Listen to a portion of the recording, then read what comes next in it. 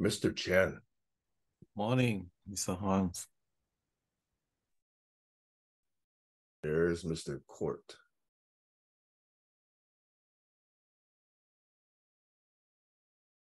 Good morning, good morning. Morning, good morning. My voice is hoarse today. What happened? Too much coffee? Too much yelling. Who are you yelling at? The ducks. Oh, the Lay more ducks? eggs. Does that help? They're beginning to lay eggs now. The cold season is over, and now they seem to be prolific now. Were you yelling at them to improve their laying or to reduce it? Something about quality and efficacy and return on investment, and Well, that's sufficiently vague that I don't know what it means.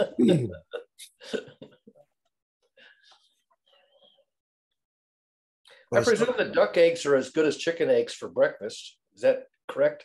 They're approximately twice as big. Yeah. A little bit, let's say, more flavorful. But anything you can use chicken eggs for to bake or make omelets or whatever, you can do with duck eggs. Uh-huh. Yeah. I remember that the duck eggs in my country. I grew up in a very small village, so we raised ducks and chicken and goat and all that, and pig, actually, yeah. So the duck egg usually a more fishy smell. It's the stronger smell. They're darker in color because they eat fishes and they love to eat shrimp shell or little shrimp, like crow. Yeah, all the fishy stuff. They like more of that. We also have the small, almost like a transparent mussel, a tiny mussel on the riverbed. They love those. So the more shell they eat, the harder the shell is. Yeah, in fact, Gail supplements their diet with oyster shell. Yeah. There's actually bags of oyster shell that we get. And then as a special treat, we get these big bags of mealworms. Turns out mealworms are very expensive. So we get not just the duck feed, which has all the minerals and vitamins and nutrients and everything, but then we supplement it with the oyster shell. We supplement it with the mealworms, and yeah, that's about it. But then they produce good, solid, healthy eggs. And they run off to the bushes, and then they lay eggs, and then they try to hatch it. And you have to find them and get them like 5 or 6 eggs, and like, okay, no hatching here allowed. Too many ducks. Yeah, in fact, the ones that we had 3 that survived last year, they were all being sat on inside the coop, not in bushes. Yeah. Yesterday, you began by saying you had an idea you wanted to bring up, and now I don't recall if you ever did bring up the idea you had in mind. I did bring it up, but it went in past. That's what I thought. We never really delved into it, did we? Well, that's why I have actually been slightly active on it. I took the GPL. In fact, I'm taking the GPL version 1 and the latest one, GPL version 3. Wait a minute. Stop. GPL stands for, I forget, GPL. I'll let you ruminate on this for a few seconds. Sam, you know what the GPL is, yes? I used to remember, but I'm trying to recall what the hell it means. Maybe if you give me a minute or two, I can pull it up from long-term memory. 1970s. Wow. General purpose language. It sounds like it's some kind of an examination, maybe. And it's not an exam. You took the GPL. Oh, GNU something license. What's it called? The GNU. What does the P stand for? Not public, is it? GPL code. General public license. Almost. GNU something license. What does the P stand for? Sam just said it. What'd you say, Sam? General public license. It's the GNU public license. It is the P is public. That's right. Yeah, now I sort of vaguely recall that you had said something along those lines, and then you're right. It just sort of went off the table? This is Richard Stallman's, one of his big two contributions / inventions. Do you recall, by the way, what the other one was? Let's see. So this is Commonly not the same as copyleft, is it? Is it different from It copyleft? It is the father of copyleft.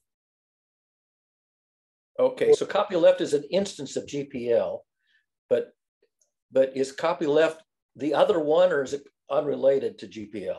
It is completely related to GPL. Completely related to but not copyleft. Well, copyleft was a derivative work from the GPL. Right. Okay. When the GPL was deemed too restrictive, some people created the copyleft. But the GPL came first. And do you recall who created it and why? Who created GPL or who created copyleft? Who created GPL? It wasn't Stallman? It was Stallman. Why did he do that? Because he wanted free software, free as in not free beer, but the other definition of the word free. He is able to roam anywhere, yes. Right, but the result is that you had to make it available. You could make a derivative of it, but you couldn't commercialize and keep proprietary the derivative. You had to trade it on an open. It's basically open software, isn't it? Wasn't Open Software Foundation? Is that the right OSF? Wasn't that another variation of the concept? Open Software Foundation basically is the face of the GPL to the world. Yeah, okay? And that's a real foundation. It's a real 501c3. Yeah. Because I recall back in the 90s, Richard Stallman lived in his office at the MIT AI lab. And the MIT AI lab. That was much later. Okay. That was in the 90s. 20 years later, 20 years earlier. The GPL was 20 years earlier than that.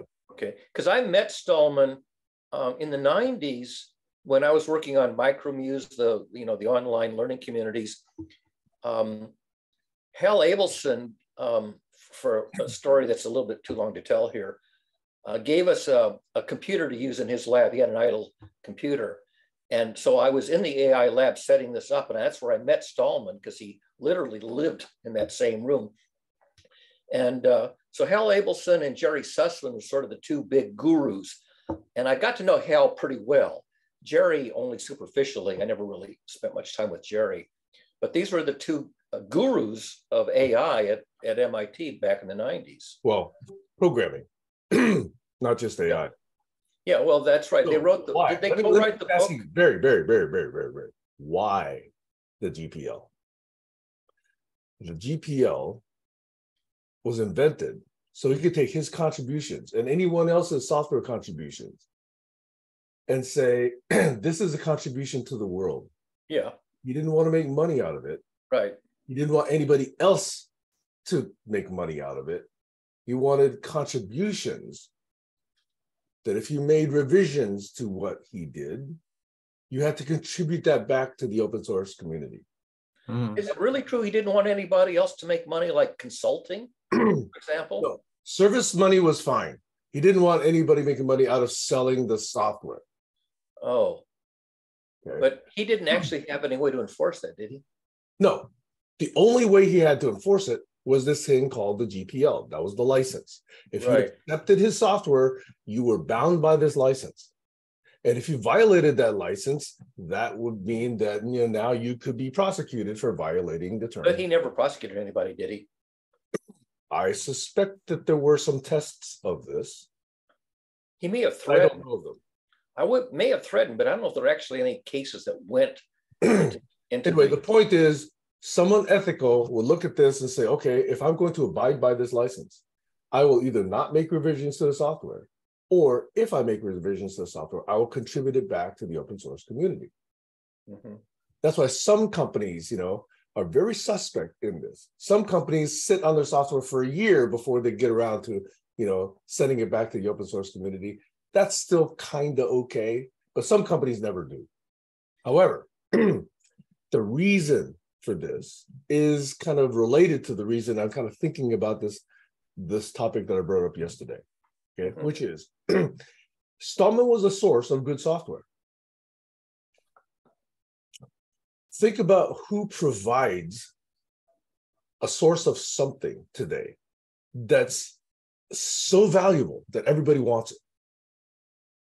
Everybody wants it. It's often referred to as the modern day oil. What is the modern day oil? You're not thinking of information, reliable information, are you? It's data. Well, data is not reliable information. It's just data, but Oil. yeah, okay. Okay. People want to mine it. People Yeah. want to refine it. People want to resell it. Okay. So the point is, he was able to make certain ethical demands based on his license of how people could use his software. I'm thinking the sources of data right now are so valuable. Yeah. Primarily individuals like you and me. Yeah. Are so valuable that this data wants to be mined by so many people. Look at, what happened with the analytics company, Cambridge Analytics. Look at what happened with Facebook. Look at what happens with, all these big data models. Look at how valuable it turned out to be. By the way, you talk about. I'm not finished. Sorry. It's so valuable that if we were able to come up with a term of use for this data, would it not help in how this data is being utilized, how it's being mined, how it's being refined, how it's being aggregated, how it's being modeled?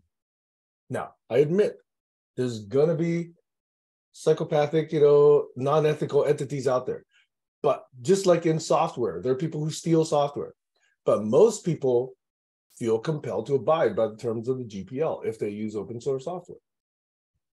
So most data consumers, if they feel compelled to abide by a possibly new manifesto / license, maybe we could put some guardrails around how all of this data is being used by the big model makers, the Microsofts, the Bings, the Analyticas, the Googles, the Facebooks, the Amazons, all of these people.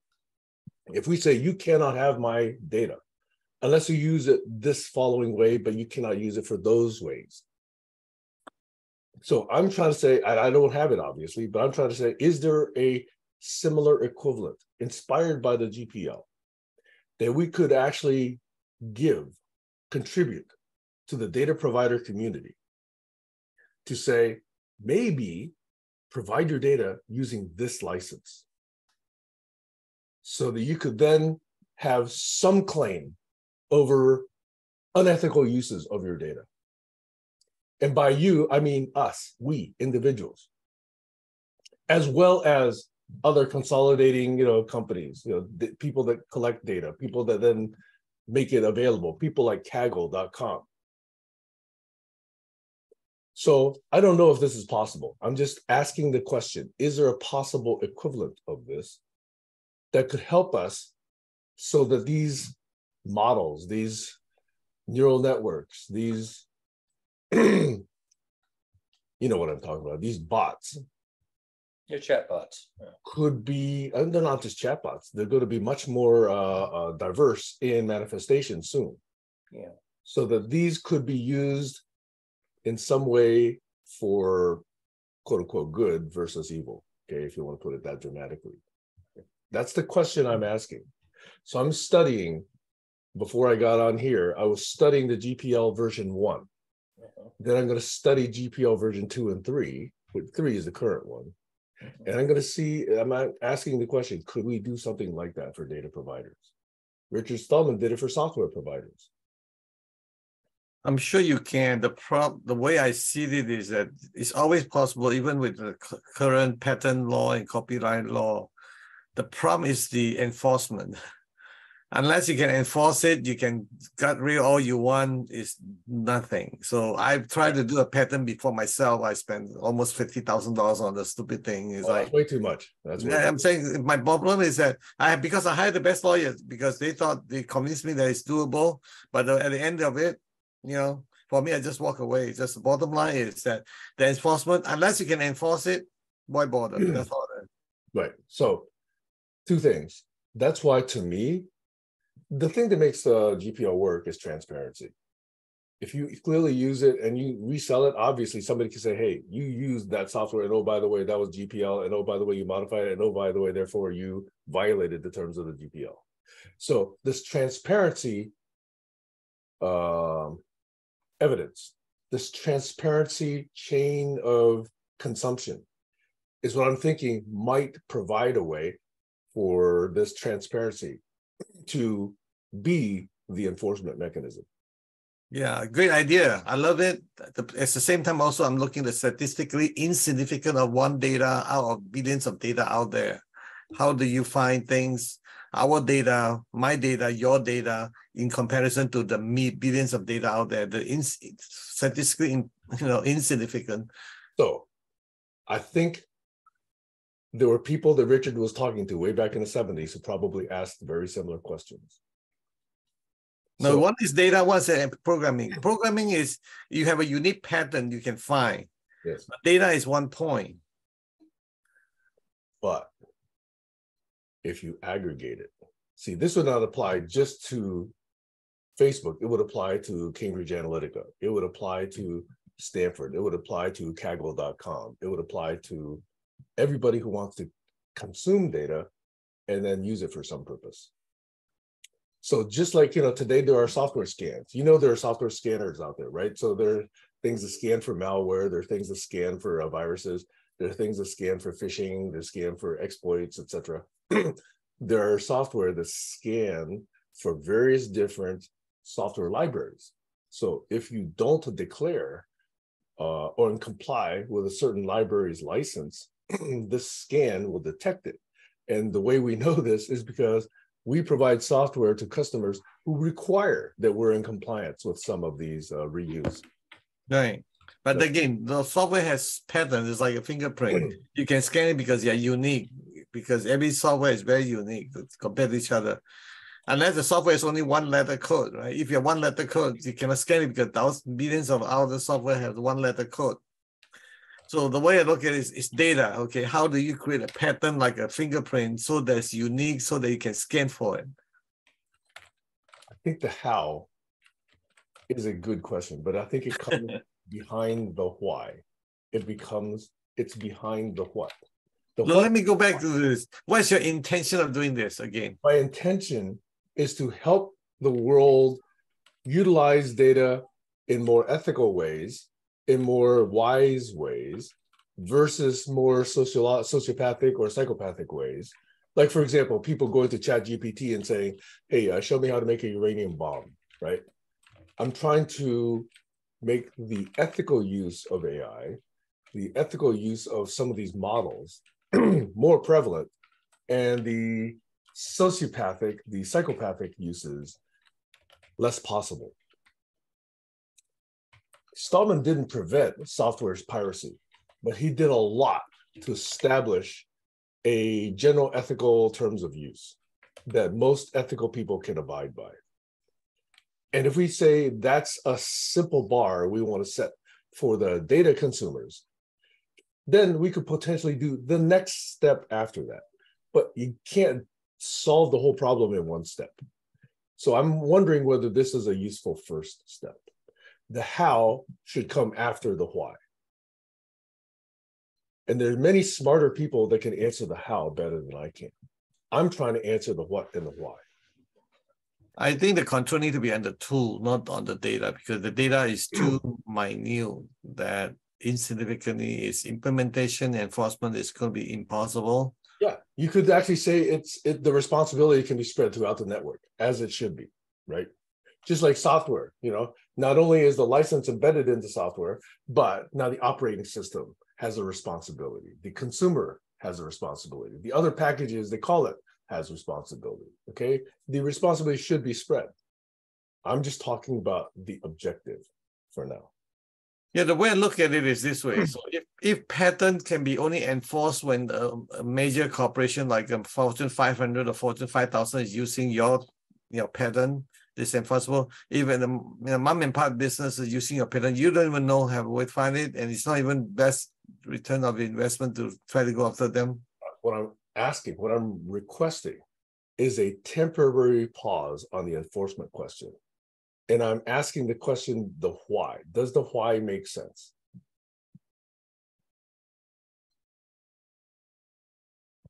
The why makes sense. I mean, no question about it. I mean, you know, Okay. but the thing is, how do you have enough We can resolution? have the how conversation later. Okay, I If understand. we Yeah. establish that the why has some merit.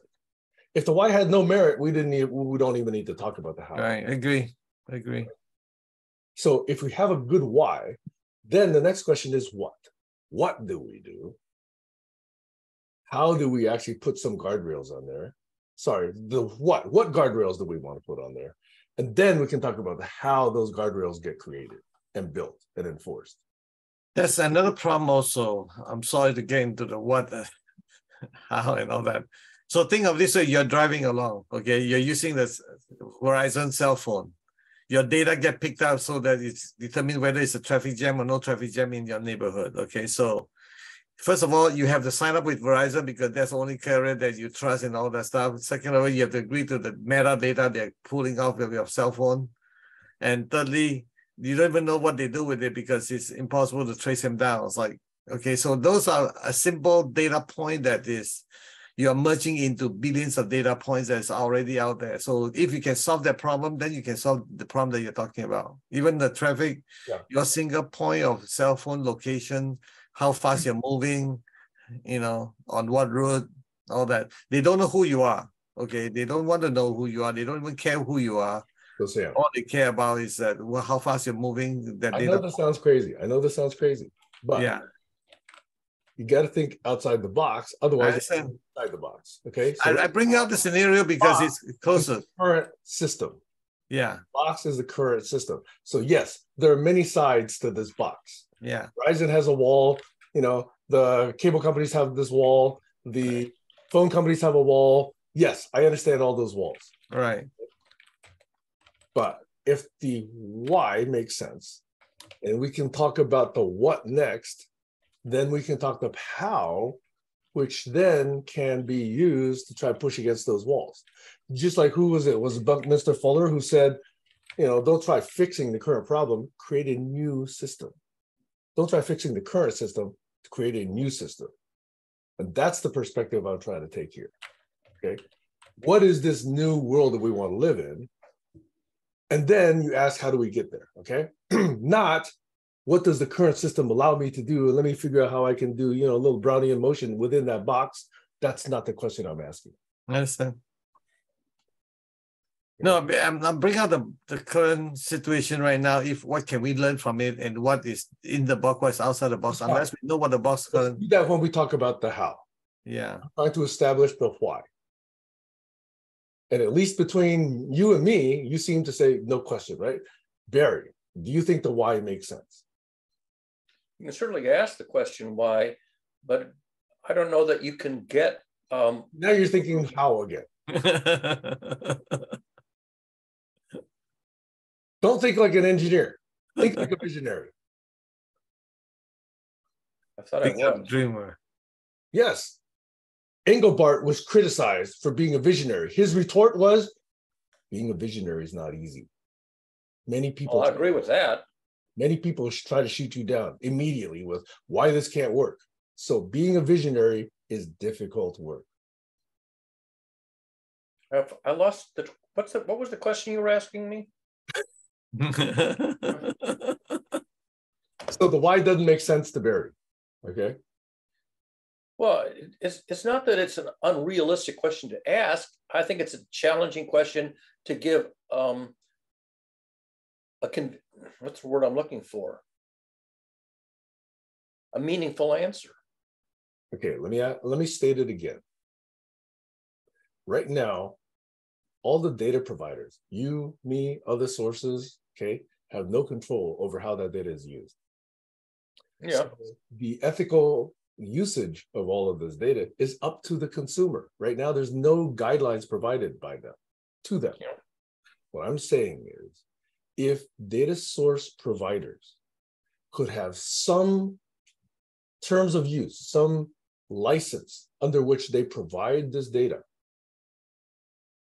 potentially this could begin to put some guardrails around the data usage practices. So I'm asking the question, is this a meaningful way to start? Because the objective is to try and provide some wise guidance for how these AI bots, how these models are developed and leveraged and exploited. So that's what I'm saying. If the Navajo Indians who live on the land that some of the oil comes from could have said, use the oil this way if you want use of this material, but don't use it that way, maybe the refineries would have been, let's say, doing more ethical utilization of that oil. So the equivalent is we are the sources of the modern day oil. We are the sources of data. Now, we as individuals are insignificant. We're like the hummingbirds. But we as a community of 8 billion people are not insignificant.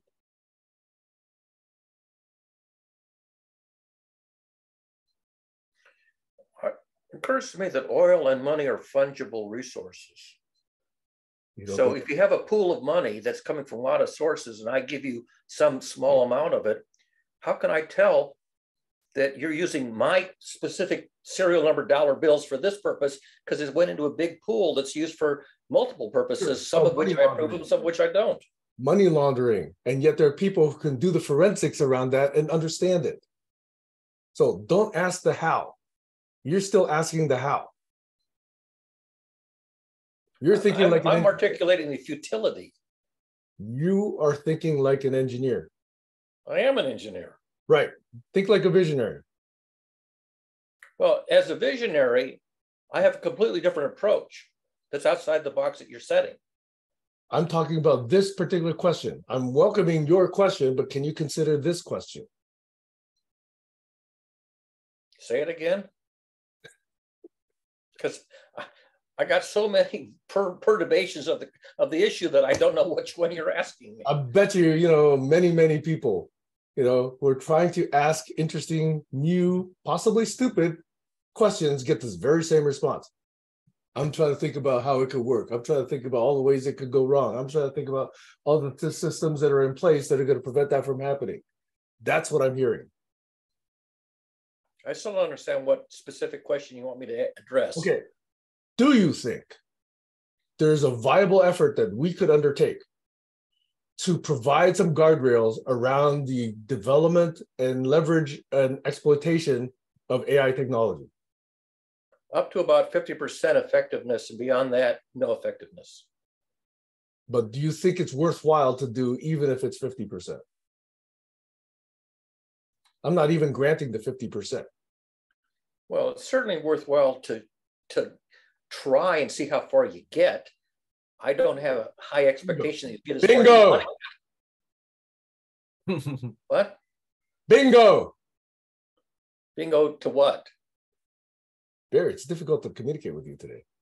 Well, the thing is, I don't know what you're answering. I don't know what you're characterizing. Yeah. Sam? Well, again, we can't stop myself from seeing the what and like what Barry is saying is like utilities, all the power going to the grid, everything is all merged in there. Insignificant. In my book, if I were to run this as a business, if my life is going to depend on it, I look for if there's a 1% bad dude that do bad things to my business, because I call it multiply by zero factor. If there's a multiply by zero factor in here, all the work that I do is all wasted. As simple as that. All you do is like a levee. All you do is one place that's break down and the whole levee is useless. This is as simple as that. The reason is... I think that you can influence people up to a point. Yeah. But only up to a point, and you cannot control them. Yep. No matter what. You can't control people in general. And you can only barely influence Wait. people up to a Stallman point. think that he could control his consumers? Did Stallman think so? Wait, slow down. What would you say it again? Did Stallman think that he could control the consumers of his software? I don't know what he thought.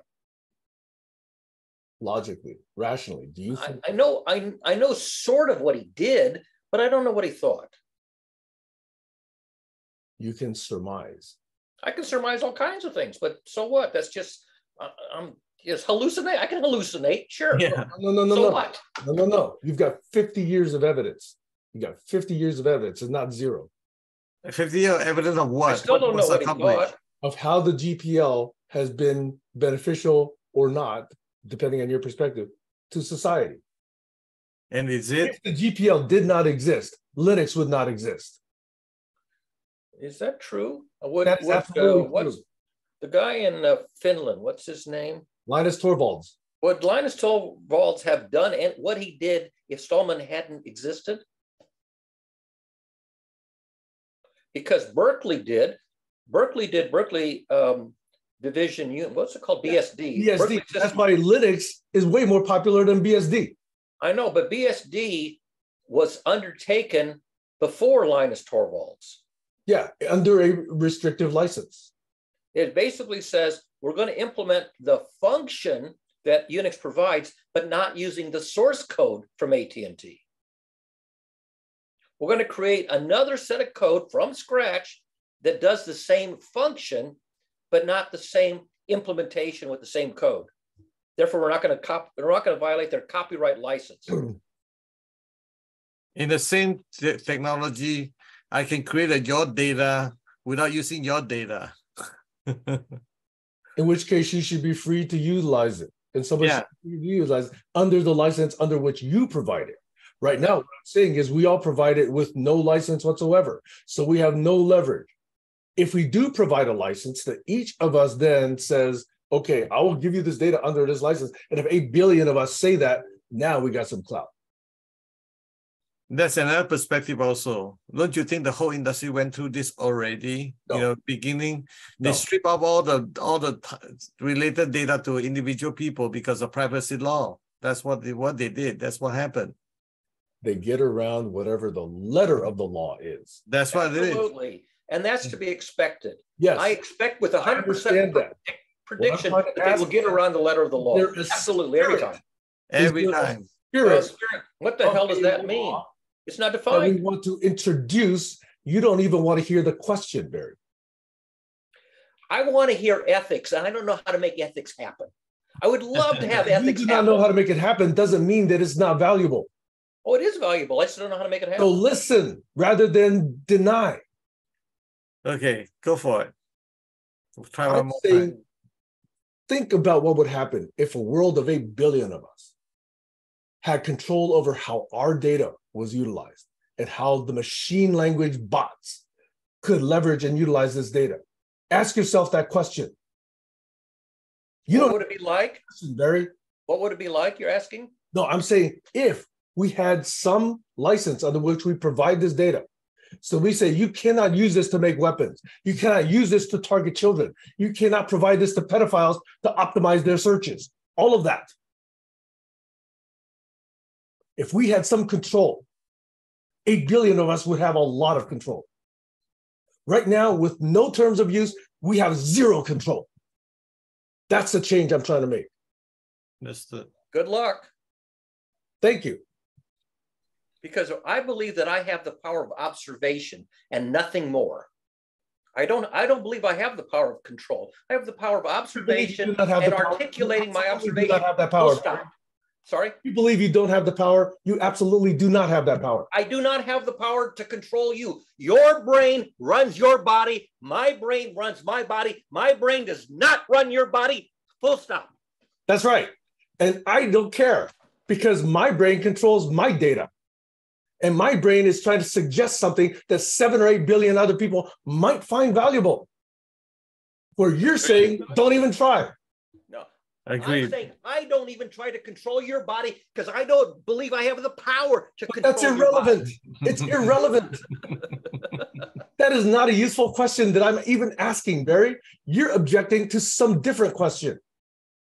You're saying I want to control how you use some information that I put out there in the public. Yes. And I'm saying that if I put something in the information public, I've published it, it's free to take or throw away. Okay, good. So you don't care what somebody does with your data. I do care. I want them to use it for free. I want them to use it for free. Okay, fine. So You don't want to provide any guidelines, guardrails around it, because you think that even the first step is useless. Because I don't want to be in the business of being a policeman. I do not wish to be a policeman. You're the policeman if you just state a guideline. The guideline is about redesigning a system, Barry. I'm not talking about redesigning you. You're thinking too small. You can design the system all you want. Be my guest. You're thinking too small. I am very small. So think. I am 1 in 8 billion. I'm very small. Think like one. I challenge you. To what? Like a systems thinker. Sam, look, there's another perspective. I want you to be aware of it, and we didn't talk about it yet. Yeah. Today, if you refuse to allow the cookie from capturing your data, today, if you allow, not say, I don't want to give you the data so that the traffic jam are not in my street, you are paradise. You cannot move at all. You can't. You have to cut off from the grid. You live in the jungle. That's paralyzed, not paradise. You can't even move. So they control you in every which way. You guys are still thinking how? I'm not saying about thinking how. I'm just saying that. Yes, you are. I'm thinking this is how the current system works. The current system is dysfunctional. The current system is. I know how cookies work. I'm in this business. My observation, which I articulate, is the current system is dysfunctional. That's right. End of story. End of observation. You're not trying to help think about a different system. You're stopping here because the current system paralyzes you. That's right. When I was working in the Bell system, I was working to improve the system because I had license to improve the system. I don't have license to improve the rest of humanity. Did Bruno Giordano have a license to discover anything about the universe? No, he just did it. Did Copernicus do it? No, he wasn't granted a license by the church. Did Martin Luther King have a license to speak about freedom? No, he just did it. So I have discovered, which is easy to discover, that people are corrupt. And I said so. I discovered that people are corrupt. Okay, I said it. End of observation. People are corrupt. Yeah, but see, that's a peripheral idea to the one that I'm trying to bring to this table. How can you empower people to be ethical? I know of some methods Barry, that might twisting the words. That's not the question I'm asking. Well, you're asking a question that I don't know how to answer. Then you're not hearing the question. You keep answering a different question. Then I don't either understand your question or I don't know how to answer your question. Listen before you answer. I'm hearing silence. I'm hearing silence. You're still speaking. I'm waiting for a question that I can understand. Go back and review this video, please.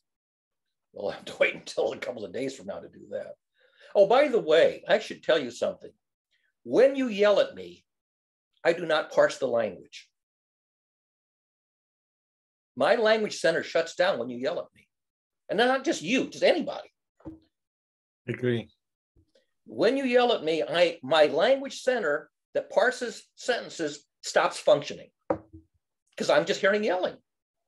I don't want to be yelled at. That drives me away. And it stops me from understanding what's being requested because yelling is not a request.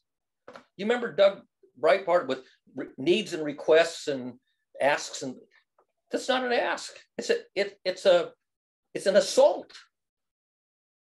And when my senses are being assaulted, I basically shut down. Okay. And not intentionally. My language parsing part of the brain basically says, this isn't for you. This is for another issue. I apologize for yelling, Barry. Yeah. Now, if you want to ask a question, first of all, you should write it down because I have a listening disability, which is partly because I'm yelled at, I'm not listening, which is true. If you want to write a question that's carefully crafted so I can parse the sentence, diagram the sentence, and figure out exactly what you're asking, and then think about a response, I can do that. But if I'm being yelled at, I'm just going to sit there. I'm being yelled at. I don't know why why am I being yelled at? I don't know what this guy wants from me, but I'm being yelled at. That's my observation. Let me withdraw. I have been taking too much of the conversation. I've made my point. I've asked my question. Let's see what you guys want to talk about. Yeah. All right, but go ahead and write it down where I can read a paragraph of coherent sentence that I can parse and think about for like a week. I will do that. And then maybe I can give you a coherent response that's of some use to you. Or maybe the response will still be of no use. I would welcome that. I would welcome that. Thank you for being so passionate about the question. Thank you for being so clear mind and be able to listen to the yelling and be okay with it. Thank you. Is that to me or to Sam? To both. Your response is amazing. I'm really grateful to witness this myself firsthand. It's possible. I mean, I've been pointing this out for decades that when people are yelled at, their language center shuts down. Yeah, clear communication is really important. When you're yelling, you're throwing a bomb into the conversations. Try this exercise. Yell at your kids and then say, please recite back to me the words that I articulated in my yelling. And I guarantee you, you will not get a correct recital back of what the words were. Yeah. Thank you, Barry. And most parents will admit that's probably true. What did I just say to you? I don't know what you just said. That's an observation of mine, which I got for free. Yeah. You know, decades ago. People don't hear you when you yell at them. At least that's true for me. It's true for a lot of people. Language center shuts down. Language center is a very delicate part of the brain. Yeah. It shuts down easily. I'll go back and review this video and look at where I escalated, and I will apologize. Yeah, you can apologize or not. I don't care about the apology. What I care about is getting a Bohmian dialogue, a conversation that ascends. And one of the things I know about yelling is that it almost never ascends, it usually descends. Yeah.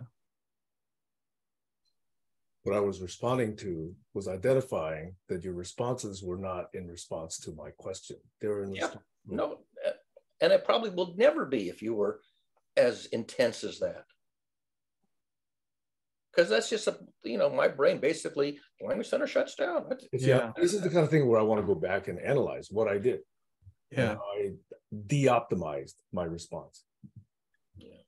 So what happened is that when you're yelling, you're basically talking at each other. You're not talking to each other. You're talking at each other. So that's point number one. Point number two, if I will use Sam, if I may really say something about this, is that when I say something and people not answering my question, is that I have framed my question in the wrong perspective with respect to their perspective. So I need to change my perspective in such a way they'll fit their perspective so that I can pace them and respond back to me. Which I think I did. I did. Well, and if the response, again, go back, the feedback you receive, the answer you get back is to tell you that whether we are in the right frame of mind or right frequency or right matching patterns or whatever you want to call that. So unless you guess it, the gear doesn't match, the car is not moving. That's the best I can tell you. Agreed. So as long as I'm not getting my answer, I need to shift, it's my fault, not your fault. That's my point. I tried to shift. I didn't shift well enough, but I tried. Yeah. The shifting is not working yet. That's what I tell you. Problem is when the resources, the wisdom is not quite there yet. So that's still a problem. And I'm grateful for this problem because, we can be a matured, intelligent, rational, wise people, and we can, fight like hell and still be friends. Chinese way of saying, unless you fight like hell, you cannot be best friend, because whoever fight like hell and not remain in contact is no longer friend by definition. Yeah, I appreciate this. Thank you. Thank you for that perspective. Yeah. Now you know this morning I was thinking about something else different because I have two grandsons. So thinking about how the two train, the Thomas the train. So if you think of life as a train track, you usually your vision is in the tunnel, always in the train. You're in the train tunnel. So whatever passes you, so you see things for the first time, you experience things for the first time.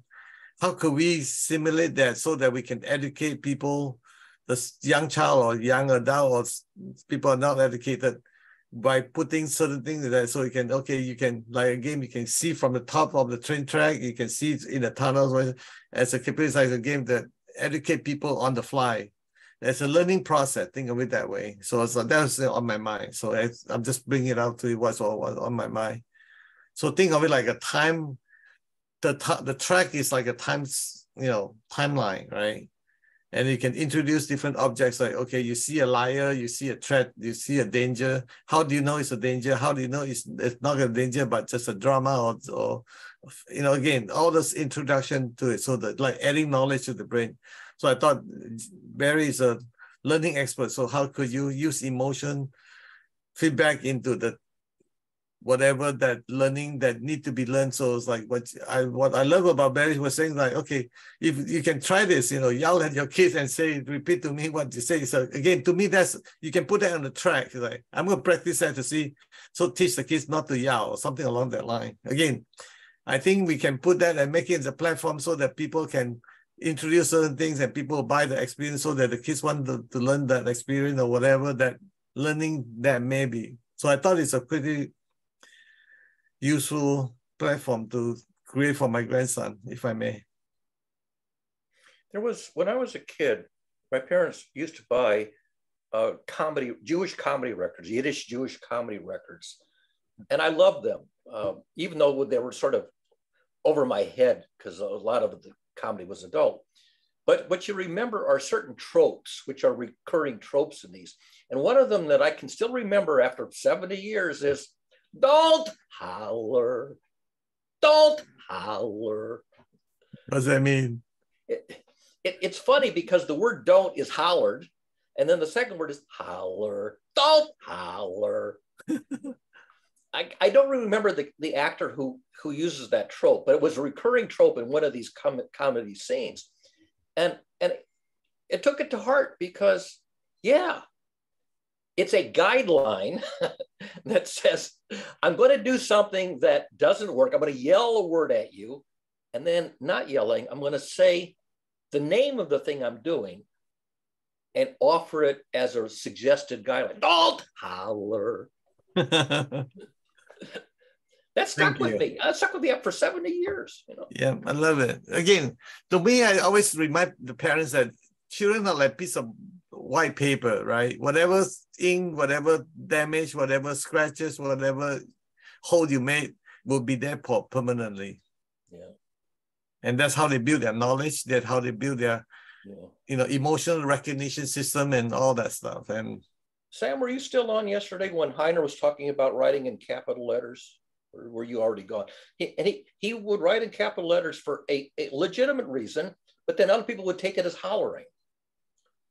And he had to learn that people think they're being hollered at. Yeah. And that was an ineffective thing to do. Well, I look at that both ways. I think that if you insist of interpreting caps as hollering without looking at the intent of the writer, then you're also impeding communication. Yeah. Competing? Impeding. Impeding, yes. Yes, I agree. So if you say, I'm not going to read your stuff simply because it's in all caps, hey, that's your choice, but you're limiting the communication that's possible. Yeah. I could say generously, hey, this is a habit that Heiner has developed over years. It seems to have worked for him. Let me see what he's trying to say. I could be that generous. Most people may not want to be that generous. Yeah. I was very stingy with Esteban when he wrote word salads with no punctuation, no sentence structure, just a sequence of phrases. I stopped reading it because I had no idea what he was saying. Similarly, I also stopped reading that. Yeah.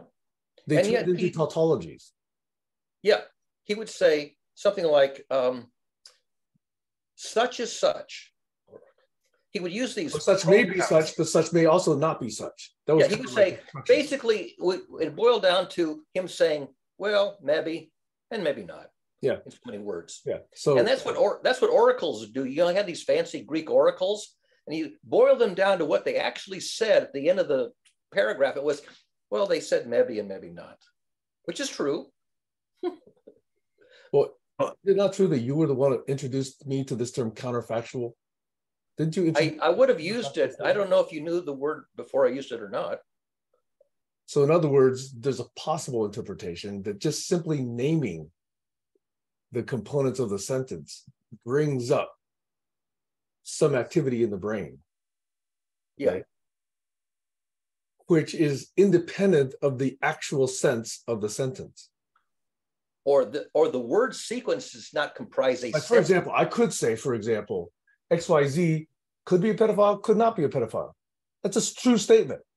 But all of a sudden, you got this idea of pedophile associated with this person. Yeah. The imputed accusation that I haven't yet proven it, but I suspect it. That's the implication. I suspect it, but I don't know how to prove it. I could be mistaken. But you've laid the suggestion that it's a non-zero probability, significant probability. And you've directed the brain to be curious about that. Yeah. How would I know that he's not a pedophile? Can I falsify the null hypothesis, or can I affirm the working hypothesis? Yeah. You hijack the brain and you hijack the amygdala, which is a key thing. Hijacking the amygdala. By the way, Tao Te Ching have no punctuation as well. All the ancient texts, because they haven't invented the punctuation yet. Who has no punctuation? The Tao Te Ching, the Tao. Oh, the Tao Te Ching. Yeah, the Tao Te Ching, or even all the I Ching as well. So there's no punctuation in any of the ancient Chinese texts altogether. Yeah. And the same way that,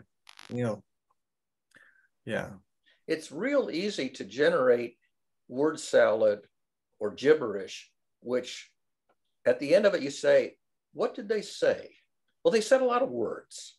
And each word has a definition in the dictionary, but I don't really know what they said. Yeah. It's like mathematics expresses relationships. Yeah. Well, a sentence is supposed to express a relationship that's true in the real world. Yeah. But if you just do word salad, where's the relationships? It's just a melange. It's a mix-up. Yeah. It's this exists and that exists, but I'm not telling you anything about how they're related. I don't learn anything about the connection between this and that, except that I mention them side by side. Words, big words, the best words. I know. I know 5 words. Cow, tongue, TV, foot. I have good words, the best words. Do you remember the opening scene in the first Harry Potter movie when the kids had just ended the sorting hat, and now Dumbledore is going to get up and say a few words, and he stands up and he says, "Nitwit, blubber, oddment, tweak." He says 4 words. He sits down. Nitwit, blubber, oddment, tweak. Thank you. Amazing memories that you have, Barry. I just always admire your memories of all the names and all the memories that you have. I bow to you. Well, I just had looked it up last week because I couldn't for sure remember all 4 words, and I actually went to look it up.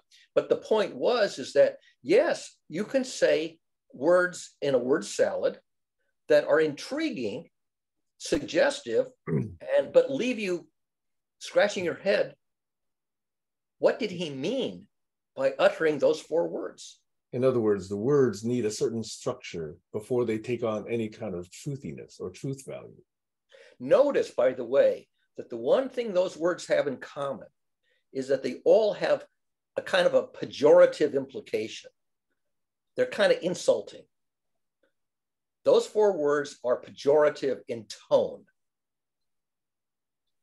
And so if you're uttering pejorative words, who are you insulting? Who or what are you insulting or putting down? Which and then there's 4. Would not be the only interpretation. No, it's not the only, but here's the most common interpretation. 4 words which can be interpreted to be pejorative or insulting. You just had the sorting ritual with the 4 houses. 4 words, 4 houses, insulting. Rival houses. You have 4 rival houses and 4 insulting words. And the suspicion is that each word is the word that the members of one house would use to put down the other houses. And that turns out to make sense. Is that what J.K. Rowling intended? Who knows? Unless she comes out and says so. But it's perfectly plausible interpretation. He's predicting that these 4 rival houses are going to insult each other or challenge each other, and on that basis of those 4 pejorative words. Plausible. Great observation. The way I think about it is that Chinese people saying it's called Jiang Tai Gong. Anyway, it's one of the stories that this old man, he go fishing. The fishing has just a fishing, what do you call that? The string have no hook in it and nothing. It's just like, so what the saying was like, whoever want to get me hooked onto the string, please go ahead, or something like that. So what I mean by that is that when he said the 4 words, there's a specific audience he's looking for that will hook onto it, get seduced, or get hooked to that thing, that activate, that those are the trigger words or the command word or whatever you call that, that will to bring this person to the next level. Right. Could be bait. That bait, yeah. Thank you.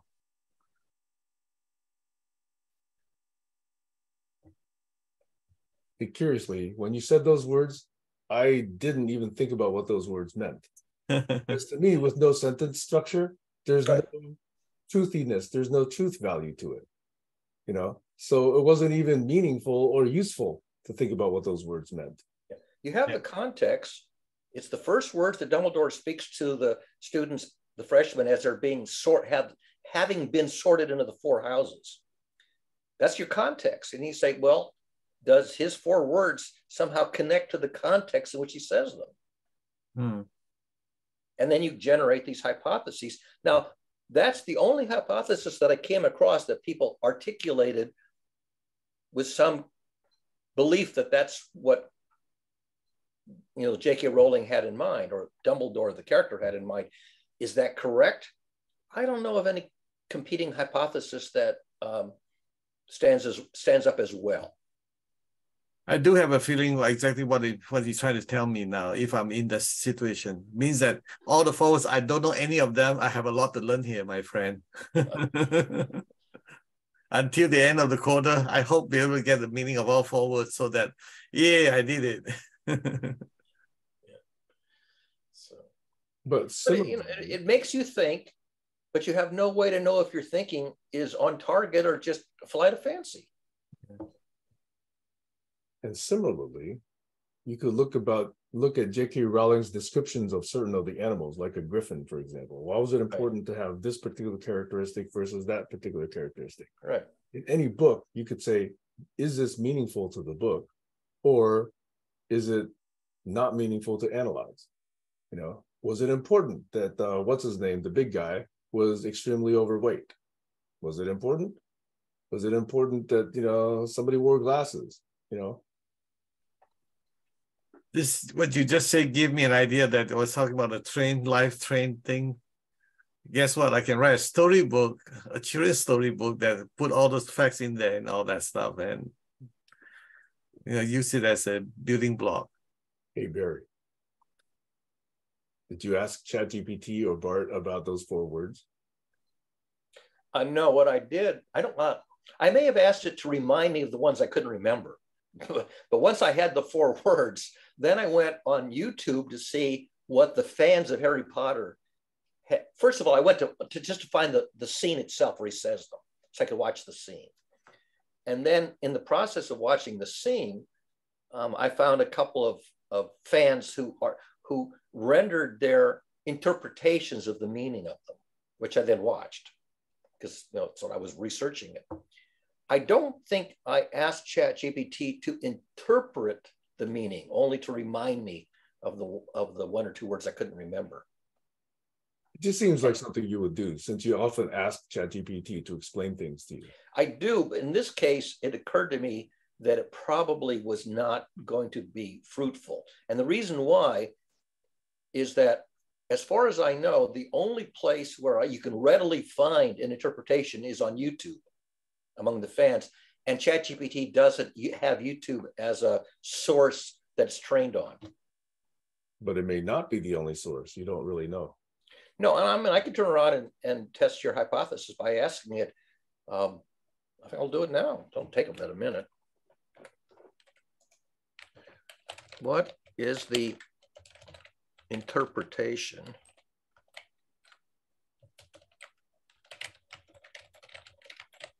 for words from Dumbledore, nitwit,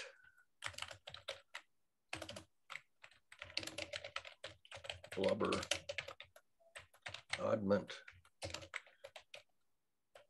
tweak,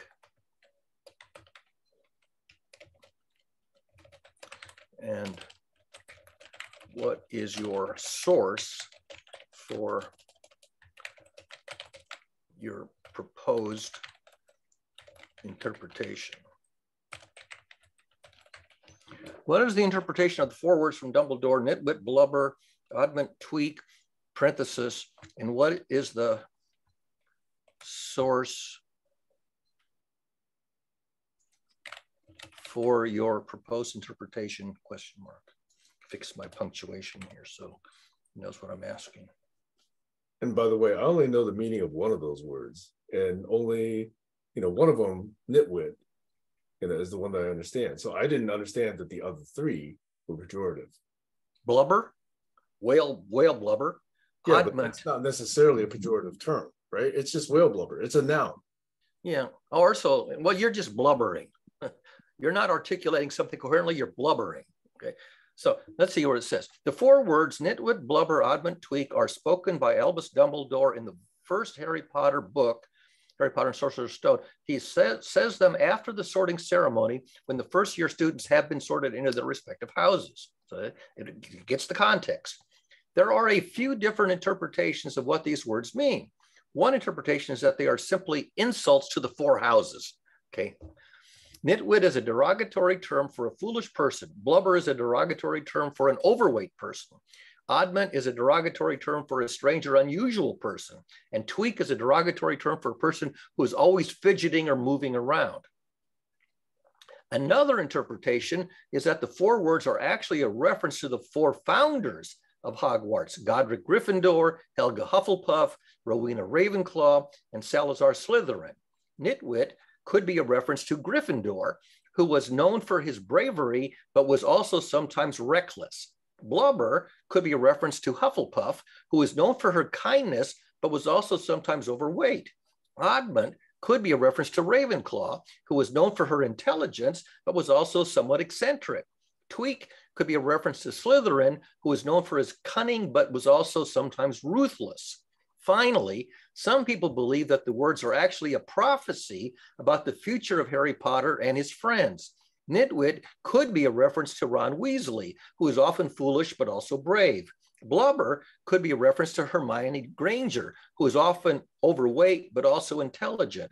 Oddment could be a reference to Harry Potter himself, who is often strange but also powerful. Tweak could be a reference to Neville Longbottom, who is often fidgety but also kind.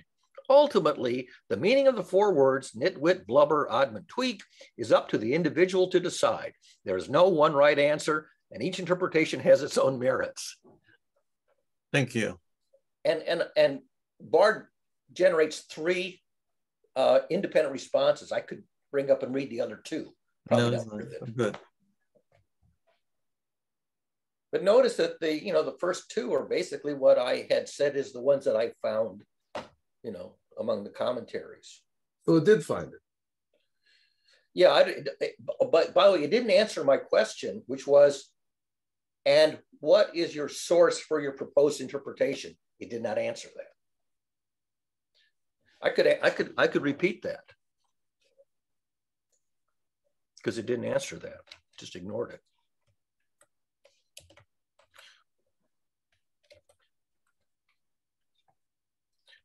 What, I should say, are the sources?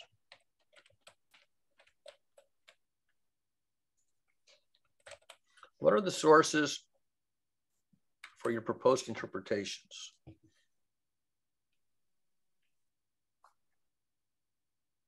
My guess is going to make them up.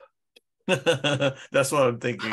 Well, so here's it says: 1, the Harry Potter books by J.K. Rowling; 2, the Harry Potter films; 3, Harry Potter fandom; 4, my own personal interpretation of the text. But it doesn't actually give a citable source. I mean, the book itself doesn't provide. The book doesn't do that, so this right.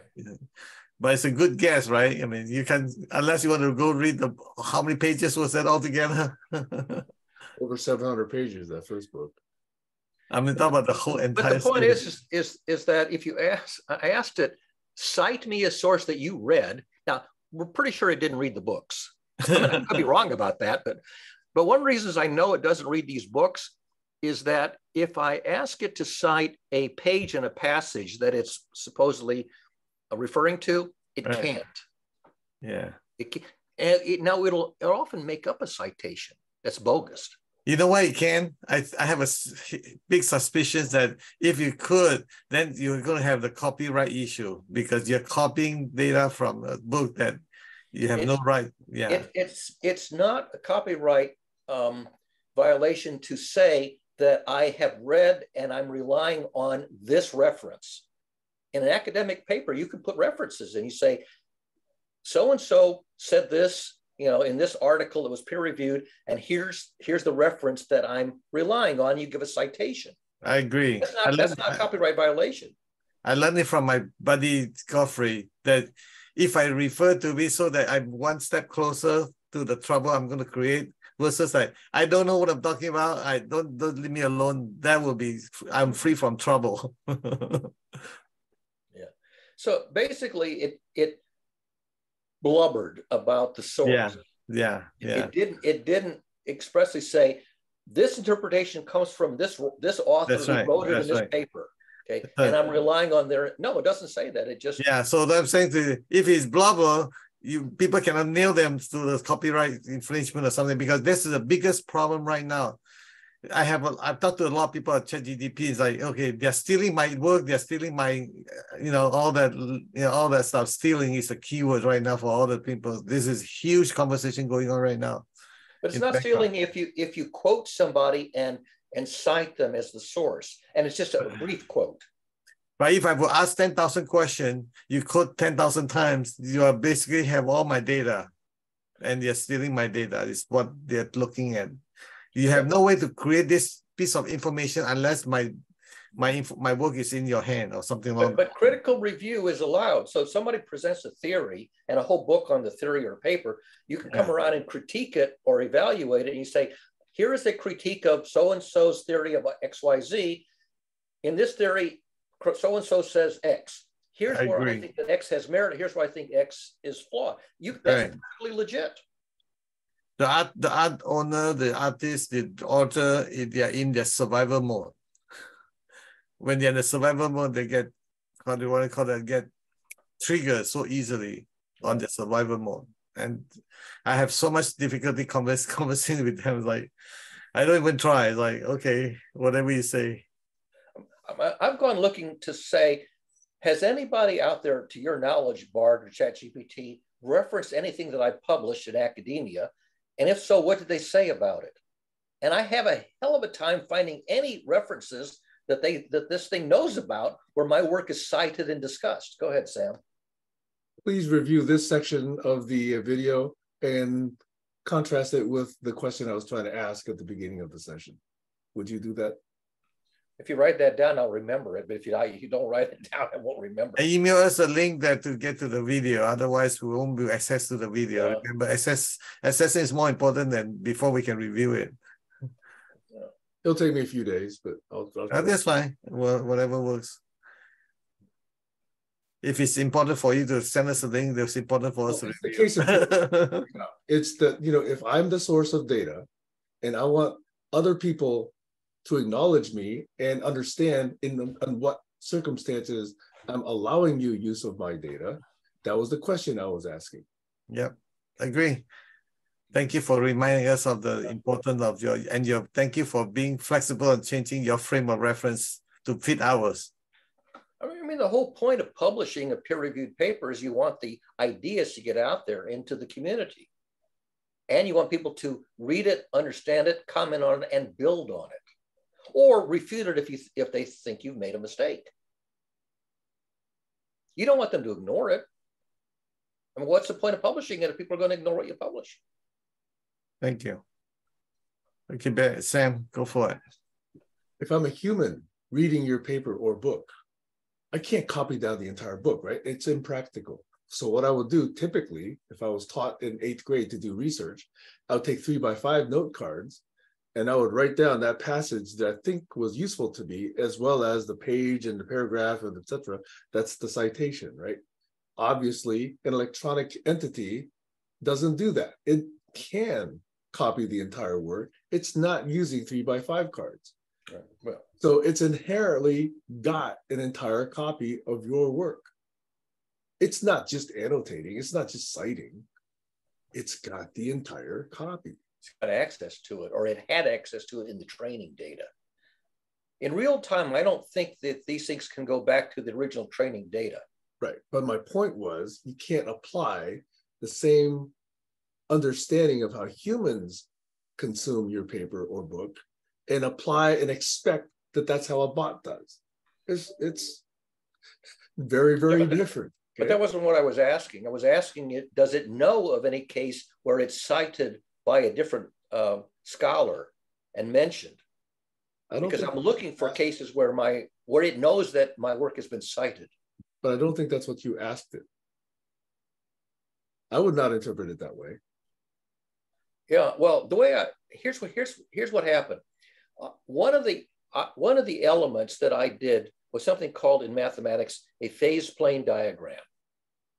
And I made a phase plane diagram and I called it that. And then I wondered if anybody had picked up on it. And I couldn't find anybody who had picked up on phase plane diagram. But what ChatGPT pointed out to me is that they did pick up on it, but they gave it a different name. They called it quartz learning spiral. I had never heard of quartz learning spiral, but it turned out that they had picked up the phase plane diagram, but instead of calling it phase plane diagram, they called it quartz learning spiral. And when I learned that, I went back and I said, where can you find quartz learning spiral in the literature? And then it gave me at least 1 or 2 citations, which were legit. And that's how I found out that they had renamed my baby. I made a baby, I gave my baby a name, and my baby ended up getting a nickname that I didn't know about.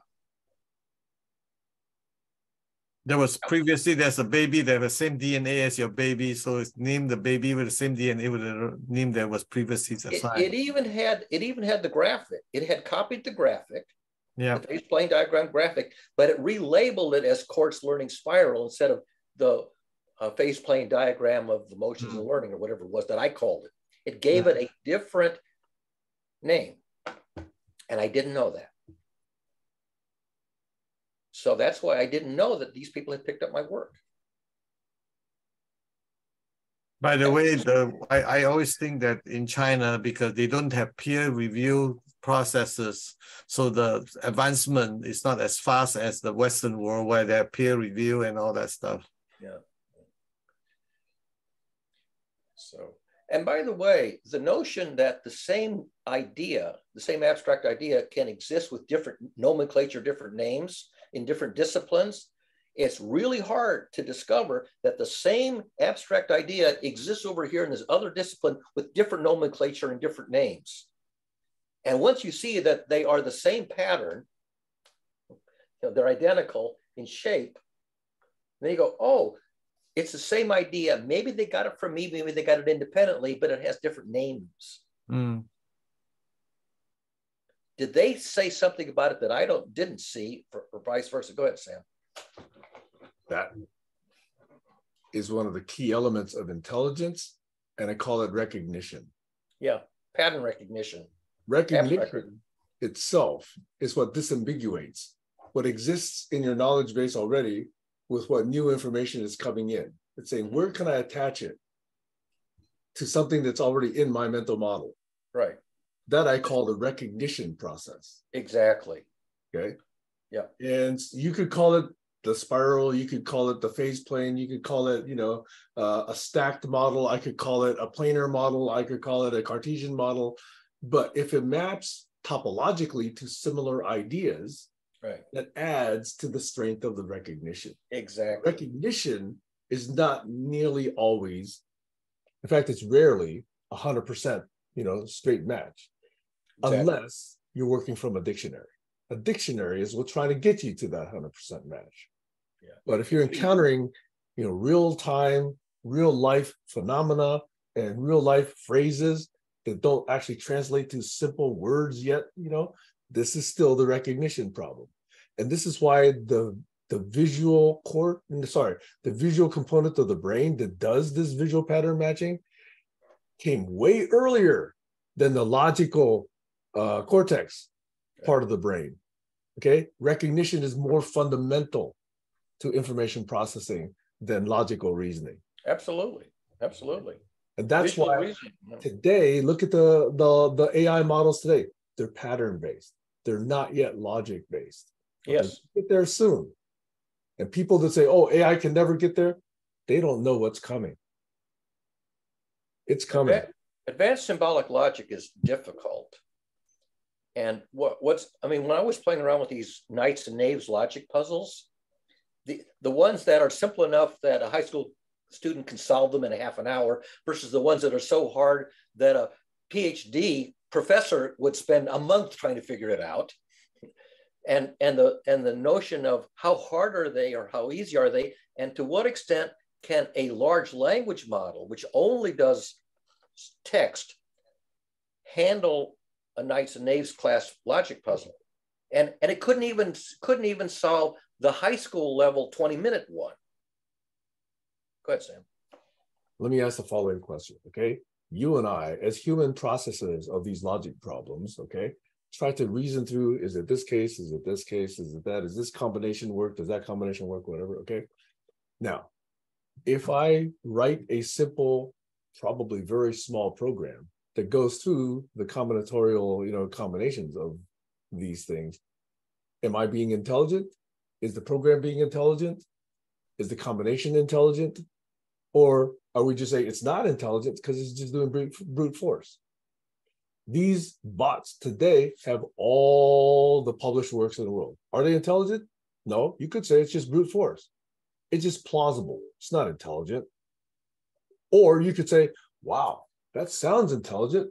That's even better than my aunt would have told me. It must be smarter than my aunt. It probably is. It's dependent on the way people think about these things. Yeah. And it's not dependent on the way these things actually work. The thing about the brute force is you characterize the intelligence level of some of these responses says more about you and only a little bit about the actual system. Yeah. The brute force thing has to have a search space which is either finite and searchable or descendable by some gradient. And the problem with these knights and knaves puzzles, where you have to come up with a carefully crafted question that resolves your uncertainty as much as possible from a yes/no answer, that is an infinite space of possible questions to ask. And these really hard knights and knaves puzzles, there's no obvious way to zero in on a question. You can guess a question and find out it doesn't work, guess another question, but finding the trick question that actually works, that is beyond any exhaustive search. The one that I published just a couple of days ago, there's no way that you could do an exhaustive search and find the exact question that solves it. And when a respondent threw the riddle into ChatGPT and published back ChatGPT's answer, without hesitation, without something, I said, I'll bet you $100 it's wrong. He says, I'll take you up on that because it's an AI, it's got to know. Well, turns out this guy's going to lose his $100. But what I did is I recruited a guy who solved the last Knights and Knaves logic puzzle. And I said, if you're the first person to debunk this GPT solution, you can have the $100.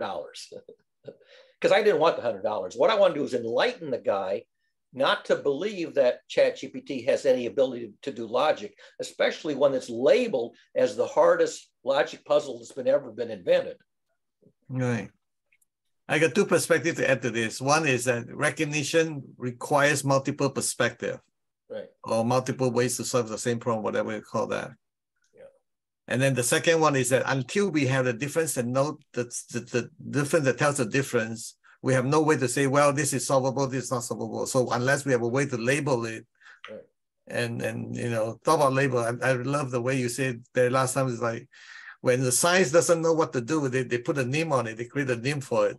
You know, in the GPS world, we call it the drop pin. You drop a pin to it so that I can come back to it next time. So I can. This is unknown to me right now. Until I put a pin there or put a name on that, I have no way to refer to it. So I won't be able to discuss it and make improvement from it. Yeah, it's called putting it on the back burner. Here's the problem. I don't know how to solve it now. I'm going to put it on the back burner and let it simmer until at some in the future time, I get an idea or a suggestion or an insight that says, oh, maybe this could work. Yeah, but that I'm not perspective. Try to figure it out from scratch because it will take for the rest of my life. The problem is when you have 20 things that you put in the back burner, you label which one, number one, number two, XYZ, or whatever you want to label it. It's called a drop-in and GPS world. Like I go to a place, I love it, like Yosemite. My favorite spot. Oh, that take pictures and have all the mountain and the lake and all of that. I put a drop in there. So next time when I come here, I know because it doesn't have a name. It had no name street, no name, whatever. I need to come to that exact spot. So it's like, okay, precisely. And this one had a name. It was called the hardest logic puzzle of this genre. Right. Ever been published. It goes back to Raymond Smullyan, who created this or publicized this whole genre. The name of the guy who identified this one as the hardest one of the bunch. Right. He wrote a paper about this. So you have the three labels. Right. The hardest logic puzzle of the Raymond Smullyan genre, as published by a guy named Boulos. Okay. And with those three labels, you can find the literature on it. Yeah. Somebody might just give a one-word label instead of the three long-winded labels. Yeah. It turns out that any one of the, Raymond Smullyan will take you to the whole Knights and Knaves genre, but not to this particular one, which is considered to be the hardest one of the bunch out of hundreds of them. Right. If you say hardest of the Knights and Knaves puzzles, you might find it. And if you mention Boulos, who's the guy who wrote up this particular one, then you really find it. Right. So I'm talking about the difference that make difference. And what make this difficult, the most difficult one, compared to the next most difficult? What's the difference that make the difference? Until we can differentiate that, we have no way to identify by just saying, this is only one we can identify. Second, who is the second one? You know. And the point of what's the difference that makes the difference is just this morning. Yeah. I wrote about the difference that makes the difference. I saw that. I didn't have a chance to read it yet. Okay, that's where you got it from. I saw it, but I didn't have a chance to read through it and digest it. I like to chew it slowly and sleep on it and all that. And that applies to these Knights and Knaves puzzles in particular, because the question that is carefully crafted that yields useful information, as opposed to a wasted question, which you really learn nothing. Right. That's the difference that makes the difference. Yeah. And in this case, you can generate hundreds of questions that yield no useful information. And coming up with the question that yields useful information in these Knights and Knaves, that's the difference that makes the difference. And it is not something that you can hone in on. That's right. By some search process. You basically, it's a flash of insight. That's right.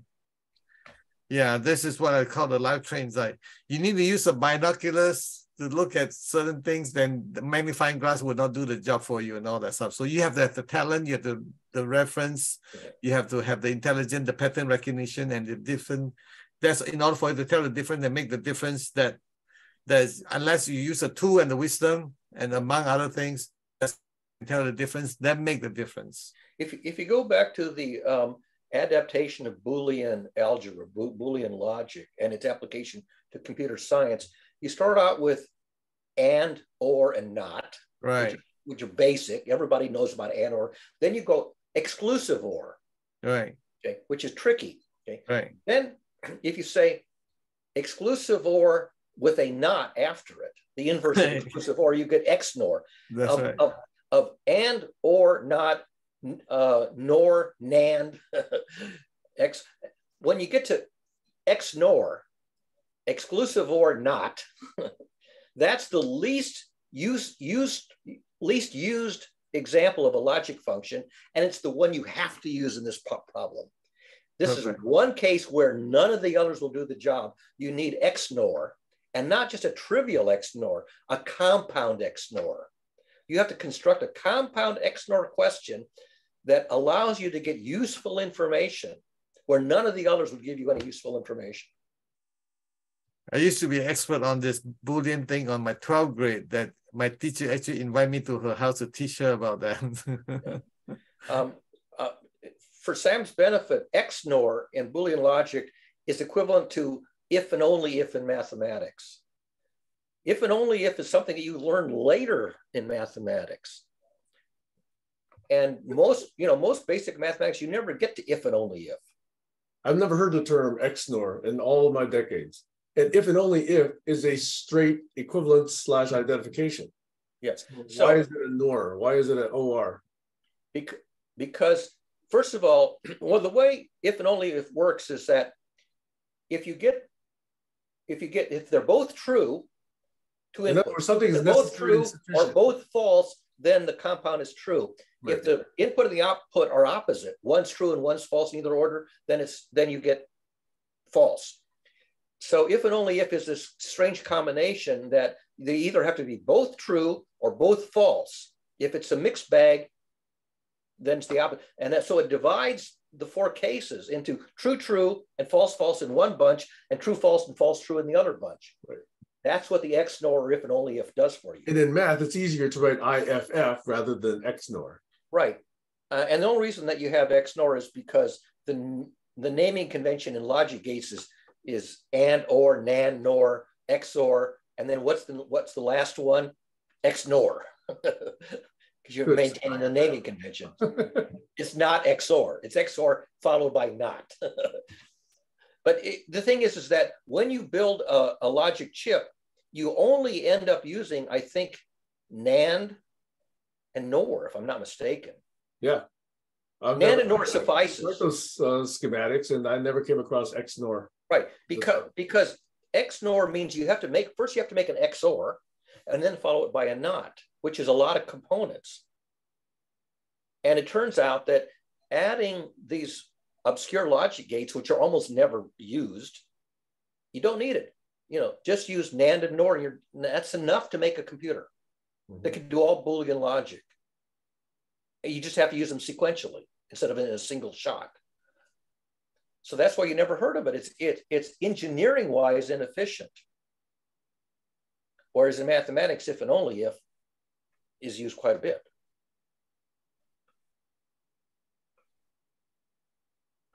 But there you have it. XNOR is so arcane and so obscure that I had to ask it. I said, by the way, what's the name of the logic gate that implements if and only if? And it said, oh, it's called XNOR.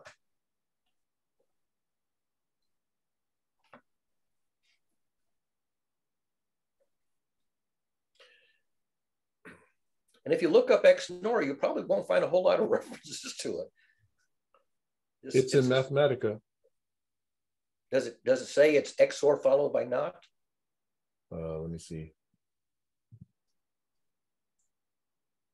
Because already XOR is tricky. A or B, but not both. Either A or B, but not both. No, MathWorld does not describe how it's implemented. Yeah, it just gives a truth table and just the XNOR gate diagram. So yeah, so does it show it as a compound of XOR followed by not? No. How does it show it? Just as a simple XNOR gate, that's all. Oh, and it basically gives you the truth table. Yes. So yeah, so it doesn't show you how to implement it in a physical computer gate. No. However, How to Geek is more systematic in its inclusion of XNOR in the 8 different gates. Yeah, and it does actually name it XNOR, XNOR. XNOR. So it is an actual name of a logic gate that's so uncommon that you never really implement it in hardware. You simply compound XOR with not sequentially.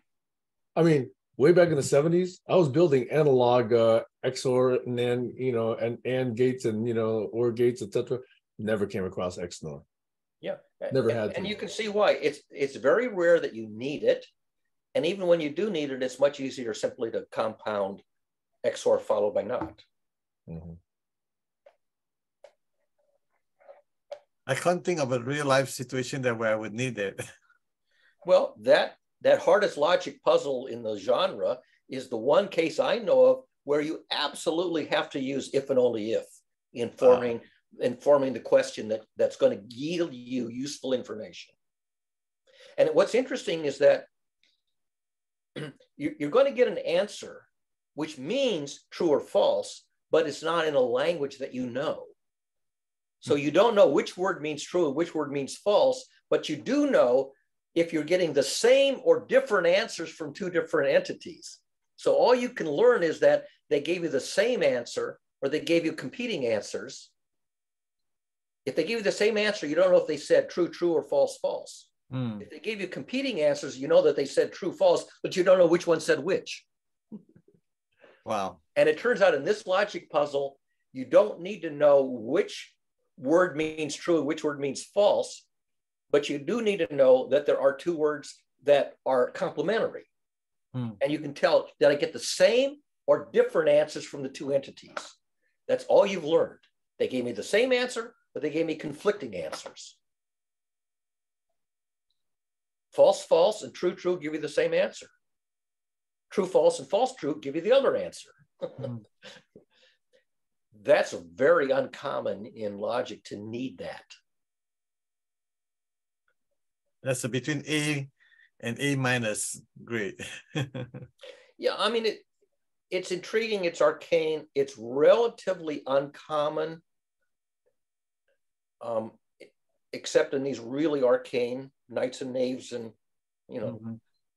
I mean, it's a useful, I don't want to call it operand, right? We call it operand. Yeah, you can call it an operator or an operand. Operand, yeah, it's an operand that is necessary because it's like all combination need to be covered. So unless you cover that, operand, if you use infix notation, so you use say plus for or and times for and, or maybe plus in a circle, they try to form these infix symbols. Right. You probably won't find an infix symbol for XNOR. If it exists, I would be surprised. Yeah, because it's such an uncommon application. You might as well do a compound expression with XOR followed by NOT. All right, guys, I need to get going. I got another engagement.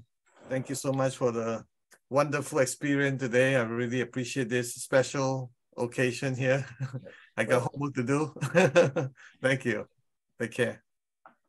Bye-bye. Hey, Bear. You want to keep going? If you want to keep going, I want to go pee for a second. Otherwise.